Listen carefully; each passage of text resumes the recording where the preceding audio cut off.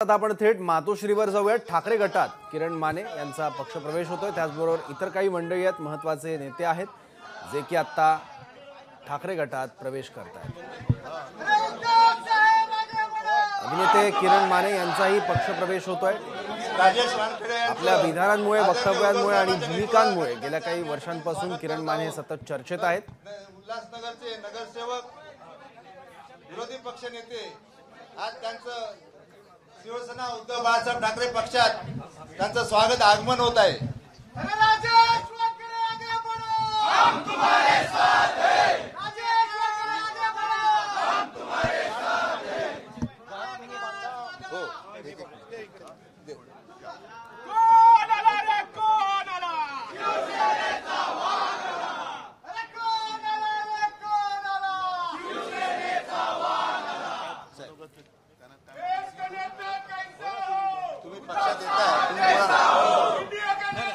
एक मिनिट जरा शांतपणे ऐकून घ्या।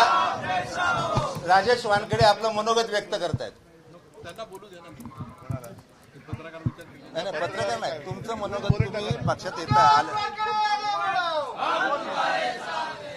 आज आपल्या घरामध्ये आल्यासारखं वाटतोय।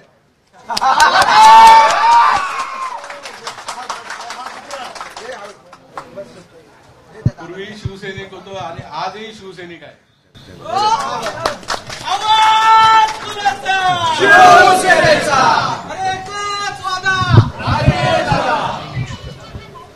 तुमच्या भावना फार तुम्ही महत्वाच्या शब्दात मांडल्या, त्या म्हणजे आज आपल्या घरात आल्यासारखं वाटतं।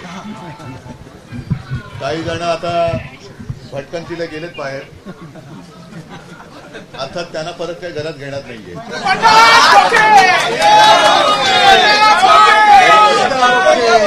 कारण जे खोक्यामध्ये बंद झाले त्यांना पुन्हा काही खोक्यातून बाहेर काढण्याची गरज नाही।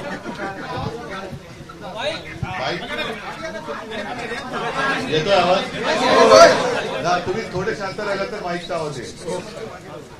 राजेशजी, तुमचं मी स्वागत करतोय।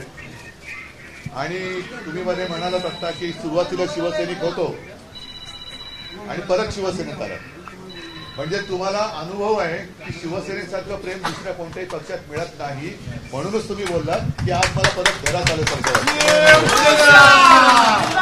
आणि हेच आपल्या शिवसेनेचं वैशिष्ट्य आहे। म्हणजे तो अमिताभ बच्चन आणि शशी कपूरचा डायलॉग आहे ना, आज मेरे पास ये है, आज मेरे पास वो है, आज तुम्हारे पास क्या है। तर आपल्याकडे या शिवसैनिकांची माया आहे, प्रेम आहे आणि एक जिद्द आहे। बाकी सगळे काय होतं बघा की ह्या सगळ्या बाकीच्या गोष्टी पैशाने विकत घेता येतात, पण एक आपुलकी, माया, प्रेम, जिद्द, हिम्मत ही कुठेही विकली जाऊ शकत नाही आणि विकत घेता येत नाही। आणि म्हणून तुम्ही परत आपल्या घरामध्ये आलेला आहात। लढाई म्हटलं तर फार मोठी आहे, पण तुमच्यासारखे सगळे कट्टर एकवटले तर लढाई फार सोपी आहे। लढाई फार सोपी आहे, कारण एक जिद्दीने माणूस एक उभा राहिला की मग त्याच्यासमोर कितीही पहाडासारखी संकट आली तरी तो डगमगत नाही। आणि तसे न डगमगणारे शिवसैनिक माझ्यासोबत आहेत। म्हणूनच आज सुद्धा आपल्या समोर जे उभे आहेत सगळे खोकेवाले, खोके देणारे, खोके घेणारे, आज तर त्यांनी पक्ष चिन्ह सगळं घेतलं तरी उठता बसता स्वप्नात त्यांना उद्धव ठाकरे दिसतो। कारण उद्धव ठाकरे एकटा नाहीये, उद्धव ठाकरे सोबत महाराष्ट्र आहे। आणि मी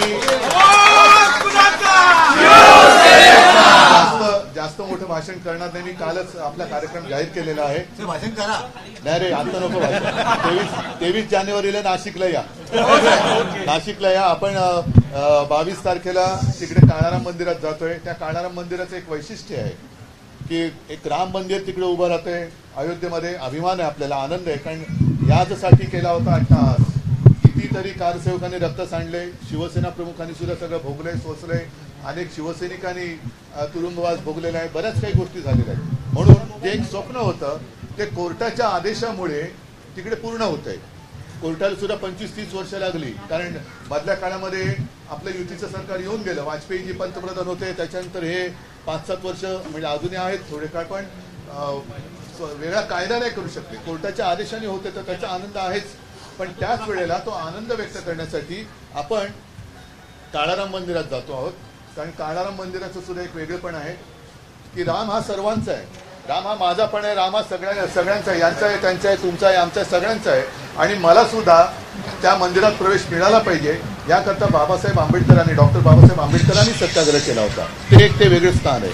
आणि तिथे आपण काळाराम मंदिरात जाऊन रामदर्शन घेणार आणि गोदातीरी आरती सुद्धा करणार आहोत. आणि दुसऱ्या दिवशी आपली सभा होणार आहे. तर सभेला सगळे या, मग तेव्हा मला बोलायचं ते मी बोलत. आणि 13 तारखेला मी मुद्दामून कल्याण लोकसभा मतदारसंघात शाखा ऐका 13 तारखेला भाषण करायला नाही येणार. 13 तारखेला मी तुमच्यासारख्या असंख्य कार्यकर्त्यांना माझ्या शिवसेनेच्या शाखेत कल्याण लोकसभा तो कार्यक्रम पूर्ण जाहीर केला जाईल. आणि दिवसभर मी कल्याण लोकसभा मतदारसंघात विधानसभेप्रमाणे शाखा भेटी करणार आहे. काही शाखा ज्या ठरवल्या जातील ते जाहीर केल्या जातील. सगळ्यांना धन्यवाद देतो, शुभेच्छा देतो. जय हिंद, जय महाराष्ट्र.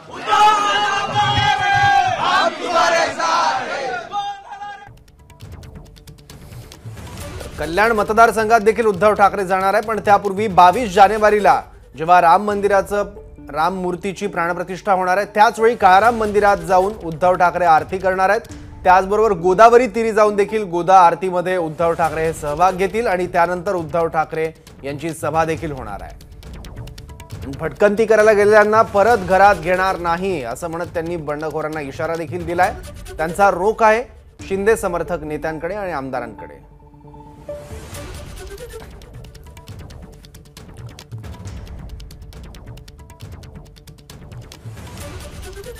मातोश्रीवर ठाकरे गटामध्ये काही जणांनी आता पक्षप्रवेश केलेला आहे.